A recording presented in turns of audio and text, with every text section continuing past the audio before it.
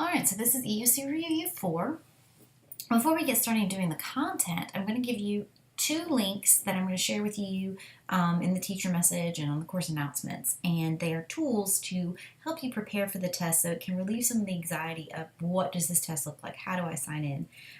The day of the test, we do read those instructions to you, but if you want to look at the test and walk through how to sign in to relieve some of that anxiety, you definitely can. The first thing we'll give you is an online tutorial. So you hit the EOCEP Start Here button once you click on that link, and it'll bring you to the second image, and it will walk you through everything you need to know about the test. It's going to show you how to sign in. It's going to give you your basic testing things. This is what you click to go to the next screen. This is what your last screen looks like. This is how you review, and magnifying glasses. If you're taking algebra and biology in addition to U.S. history, it'll show you how to use the calculator and graphing tools. It will show you everything you need to know about the test. Another link that I'm going to share with you is a practice test. It is exactly what the EOC looks like. So it'll walk you through the signing in process, and then it'll give you practice questions. Usually these are questions that they've had on previous exams and thrown out. So if you wanted to see, okay, well, this is what used to be on the exam, this is a good practice. So you would click on to access online tools training for fall and winter, and you can just take a practice test. That's always helpful. The other thing I want to point out is this class is also titled U.S. History and Constitution. So if there wasn't enough information, this class is supposed to focus on some of the big ideas and key ideas that you should have learned in government about the Constitution. Because the Constitution, of course, is our founding document and so integral to American history. Everything that we do sort of revolves around this document. It's very unique in history in that a country gets to create their own constitution and create their own government. So make sure that you know what the Constitution is, you know what the Bill of Rights is, you know checks and balances and the three branches of government and what they do. We talked about the Great Compromise and how it created Congress and the Senate and the House.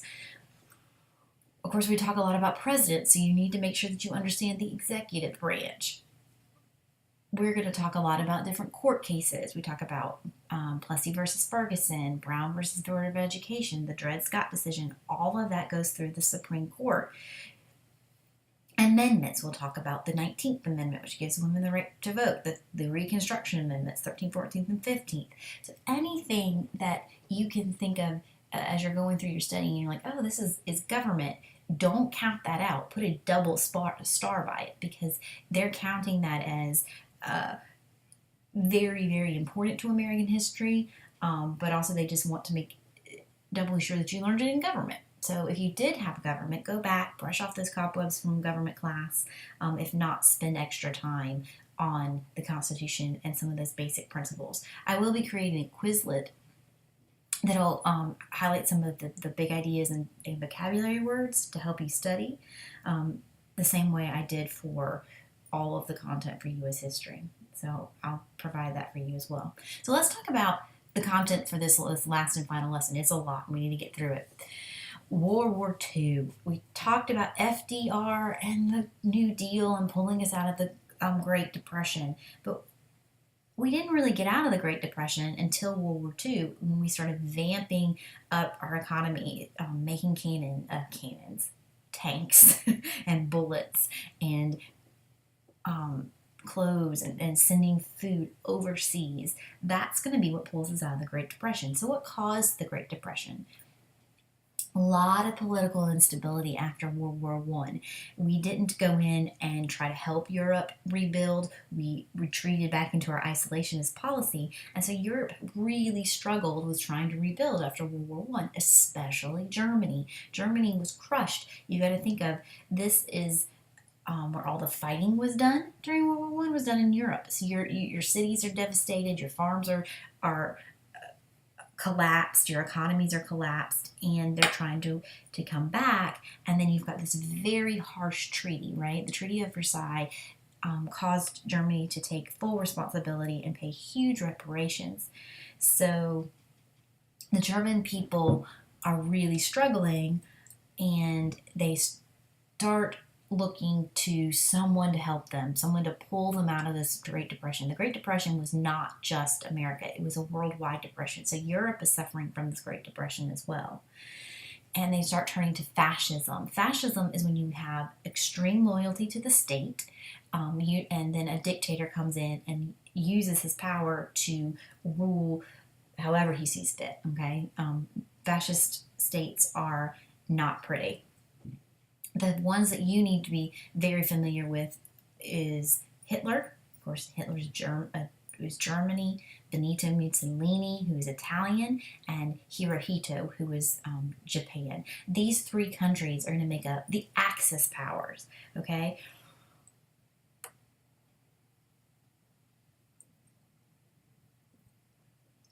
The Allies are going to be made up of Great Britain, France, and Russia. And then the U.S. is going to join later. Russia actually joins later too, because originally Russia and Germany signed a non-aggression pact, and Germany says, "Hey, get you, Russia, we won't invade you." Well, just like everything that Hitler said, they invaded Russia, so Russia flips to us.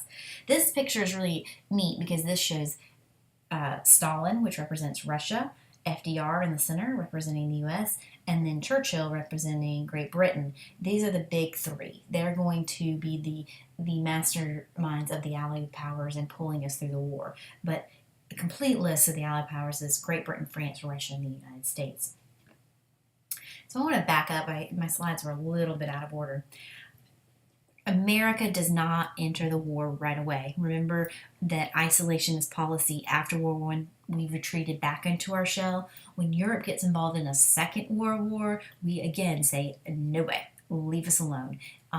This idea of appeasement, if we give Hitler what he wants, when Hitler starts violating the treaty, taking land that's not his, rebuilding his military, not paying reparations, we just say, if you just leave us alone. And other countries in Europe were doing the same thing. Great Britain was also doing the same thing. But America especially was just like turning the other eye and not looking, especially when atrocities of the Holocaust started coming out, when we started getting messages that, hey, Hitler is not just breaking the Treaty of Versailles and taking over countries, but they're also trying to eliminate a race of Jews. We just turned away. The only thing that we did do was this Lend-Lease Act, which we gave Britain war supplies with the understanding that they would pay us back later. They also gave us some access to military bases in Bermuda and the Caribbean. So there was the Lend-Lease Act. But for the war, we were isolation. So what does bring us into the war? Well, Pearl Harbor, the bombing of Pearl Harbor. Rising tensions are growing because Japan, which is a small island, needs, just like we needed during imperialism, they need more raw materials, they need more markets, and they see themselves as an island, and where's the only place that they're going to get them from? China. So they start invading China, and the League of Nations tries to sanction them, tries to tell Japan, you can't do this, but Japan is in the League of Nations, and they keep vetoing it, obviously, and you have to have a unanimous vote, so that didn't go over very well. So the United States starts putting some sanctions on Japan, and with those sanctions, they eventually will bomb Pearl Harbor. Pearl Harbor will pull us into the war. So, important dates that you're going to need to know. D-Day, that is the day that America lands troops in France, and we start liberating Western Europe. I want to talk about the Holocaust a little bit. The Holocaust is one of the saddest parts of World War II. When Hitler, in his mind to form a perfect Aryan race, he starts systematically killing Jews. And that was called his final solution, to eliminate Jews from Germany, if not from the world, through camps and all the horrible stuff that you are familiar with.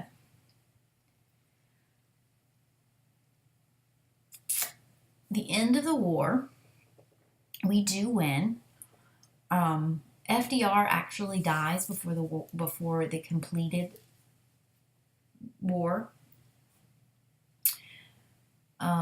So you can just read through some liberation of Western Europe by the U.S., the French and British after D-Day, the death of FDR, liberation of Eastern Europe by the Soviets, and then, of course, Hitler's going to commit suicide. So when you look at World War II, you have to look at it as two spheres, or what we call two theaters.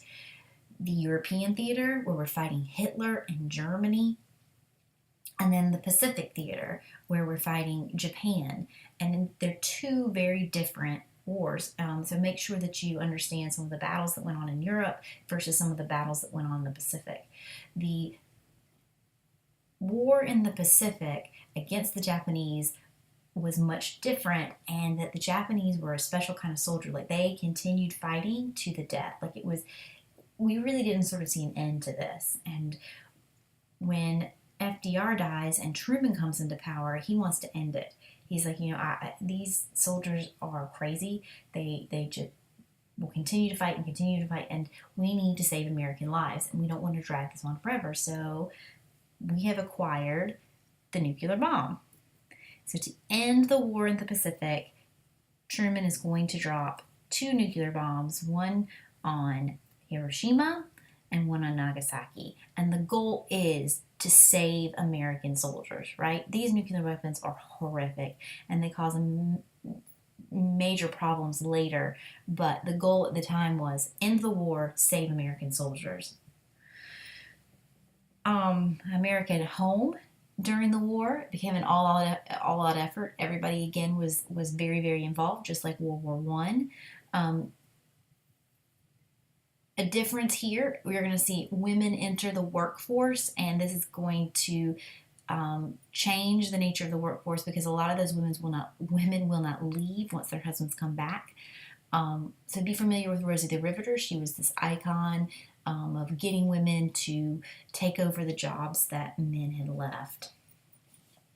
So when World War II ended in the Pacific with the dropping of the nuclear bombs, that takes us into a whole new sphere, the Cold War.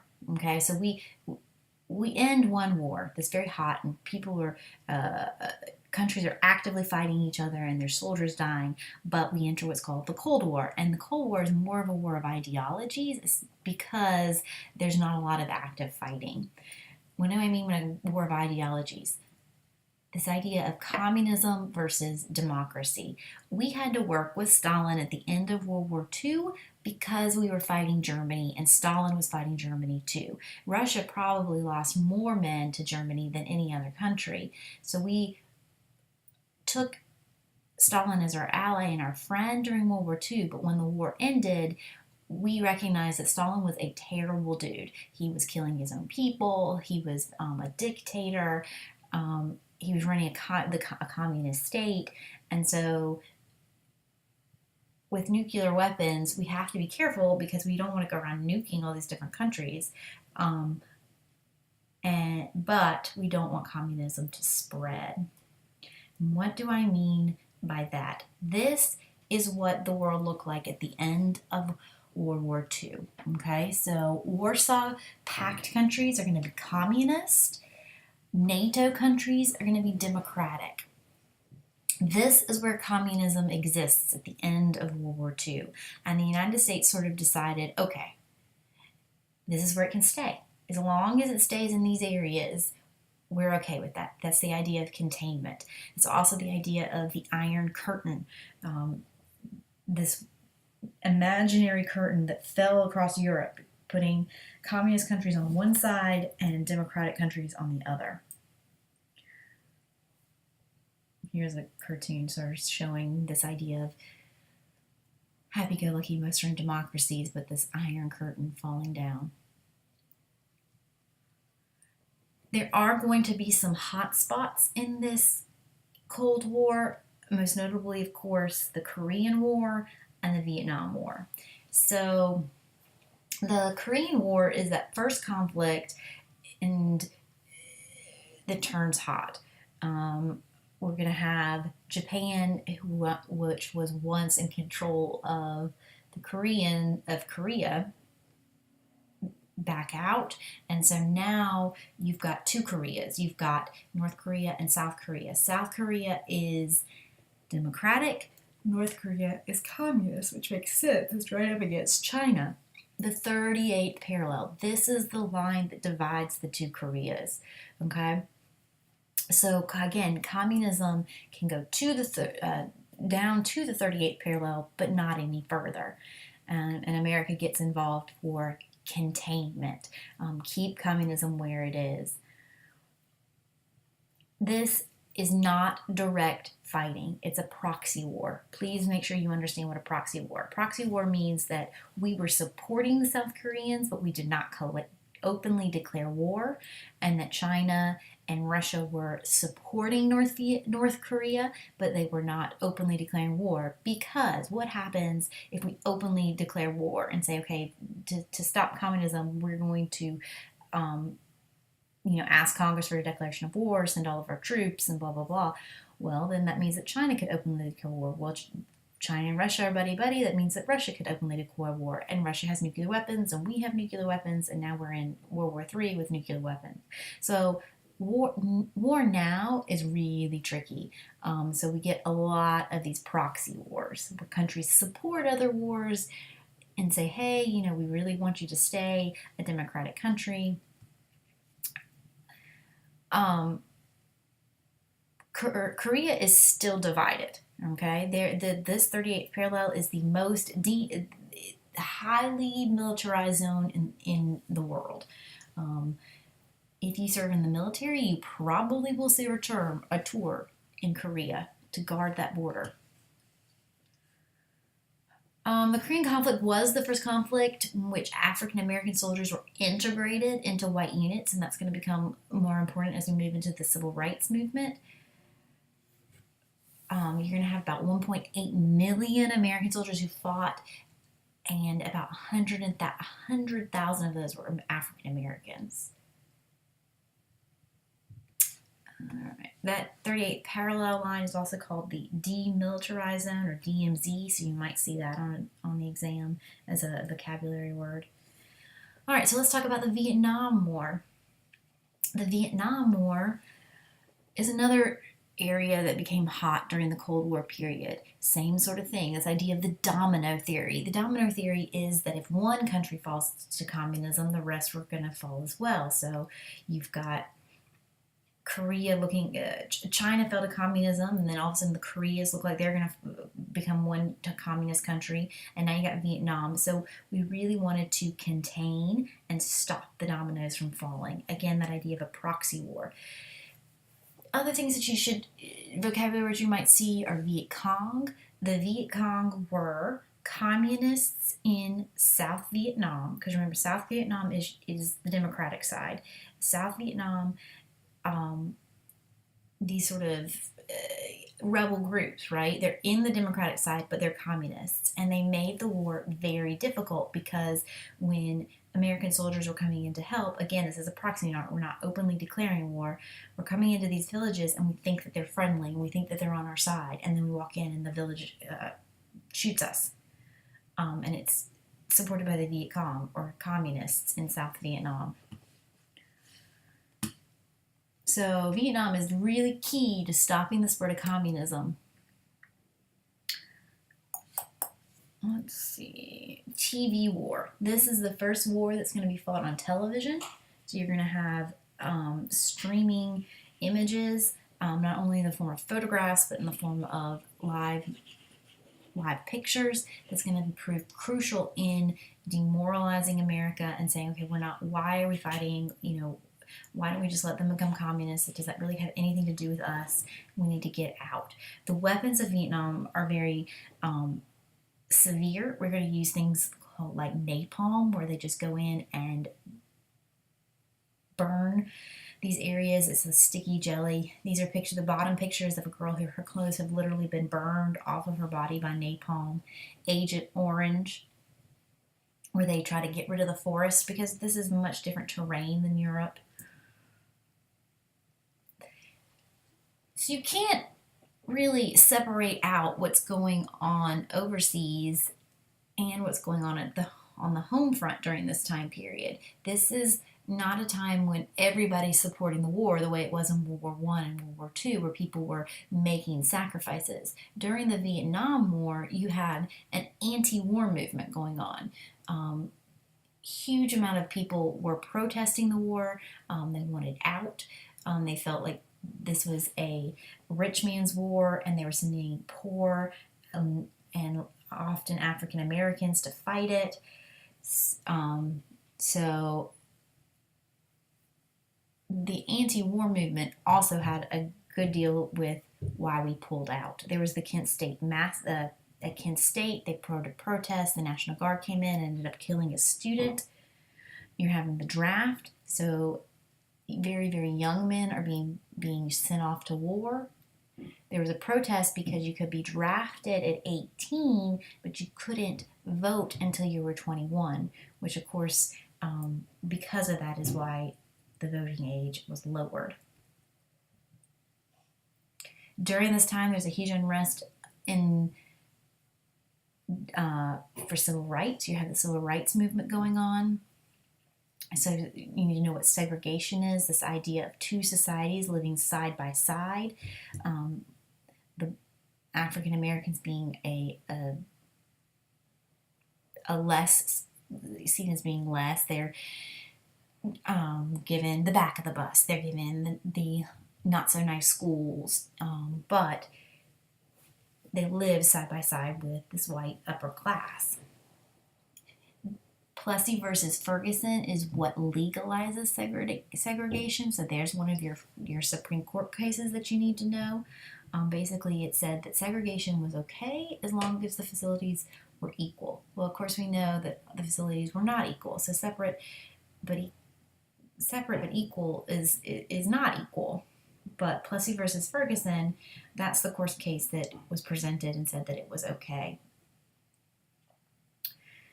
So during the 1960s, during the Korean and Vietnam War, you're going to have a huge amount of unrest among the African American community and the civil rights movement, where you get Martin Luther King Jr. and his I Have a Dream speech. You're going to start having civil disobedience. Remember, that's when you protest, but you don't burn or do anything like protests that happen today, where it's simply African Americans refusing to give up their seat quietly for a white person. Sitting at a counter and saying, you know what, it's my duty to be served. Why can't I eat here? Brown versus Board of Education is going to be the eye-opening case that shows, you know what, African American schools are not equal to white schools. They're in poorer areas. Sometimes students have to travel further. And that's going to be sort of the catalyst to get the civil rights movement really moving. During this time, you're also going to have LBJ and his Great Society. This is where you're going to get things like Medicare, Medicaid, Civil Rights Movement, the Civil Rights Act of 1964, and the Voting Rights Act. So, with the war being so unpopular, you're going to get Nixon in office. And Nixon comes into office with the promise to get us out of the war in Vietnam. And he does that with something called Vietnamization. Vietnamization means basically, okay, we will train the South Vietnamese to take over the war themselves. They will fight this war themselves. This is a South Vietnamese war. Of course, we know that didn't work. Less than a year after we completely pulled out, North Vietnam comes in, takes over South Vietnam, and they're a communist country. So the Vietnam War is the first war that America loses, and it leads to something called the Vietnam syndrome. This idea that America should not be involved in wars unless they're very clear cut. We don't want to get involved in wars that don't really involve us and may lead to long, prolonged exposure, especially because America, with the advent of television, when we see all these images on TV, we sort of have to defend them more, right? So Nixon, of course, has his own problems besides the Vietnam War. He's involved in the Watergate scandal, where he is accused of tapping the phone lines of the opposite party, and he basically lies to investigators and hinders their investigation, and he knows that he's going to be removed from office. So he is impeached. Remember, impeached does not mean he is not impeached. Nixon is not impeached. He is forced to resign. So cross that out. He put resigned. Let's stop here and just verify. Let's clarify some things. Impeached. Impeached is the process. Impeached is the trial. There are two presidents that have gone on trial, Johnson and Clinton. Clinton for sexual relations in the White House. You can go through trial and then not be removed from office. Johnson was not removed. He squeaked by, one vote shy of being removed. Clinton was not removed. Nixon, knowing that he was going to be impeached, he resigned. Okay, so that's a good time to clarify all that. Sometimes I get those. That's tricky.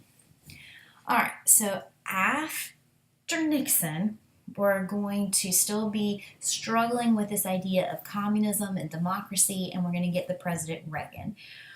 Reagan was really big about peace through strength, and he pressed really, really hard against the Soviet Union, and under him, the Berlin Wall was going to fall, and we see the end of the Cold War under Reagan. Reagan is also going to be known for his economics theories called Reaganomics or trickle-down economics, where you cut taxes to the wealthy, and those businesses use that money to expand their business, create more jobs, and then of course people with that money can then turn and buy stuff and put back into the economy. So make sure you do know that economics term. He was also involved in something called the Iran-Contra affair.